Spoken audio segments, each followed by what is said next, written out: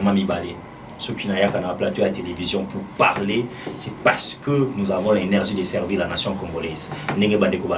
Effectivement, je vais confirmer qu'à travers mon salat au salat investigation, cette dame, Nathalie Aziza Mounana, na fanda ki nangai na ndaku na ko préparer émission ya lelo téléphone nangai eleli yaka kozwa biloko na pona ba festivité et je pense que libota nanga na équipe nanga masolo ya Congo amis téléspectateurs janvier kolekela biso kitoko soso ndunda makayab loso huile pe suki wana te na mwaji melana ndaku chintu mama Aziza Nathalie Mounana na pesio moko koswa.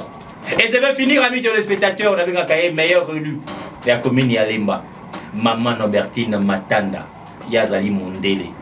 Cette dame, amis téléspectateurs, a respecté où ils ont promesse. Alors, nous devons garder partenariat au Timokolo Jésus-Christ. Bravo à la dame Nobertine Matanda. Et puis à Sengina ACP, à Sepien Nyoso, le 4 janvier, Bisso Nyoso, à l'aéroport international, il y a un Chili pour la Koyamba. Autorité morale à partir de le meilleur, na Rubengae. Il y a un gouverneur Balika na ville à Kinshasa, Gentiningo. Pourquoi je soutiens Tshisekedi? Il ne faut pas me poser cette question pour la répondre au thé. Yo poso soutenir Moïse Katumbi, pas soutenir. Très bien. Il faut que ça soit congolais que tant que on a ici 287 millions de dollars il y a peuple congolais. Au salaki na yango nini parce que Bukangalo nous alité.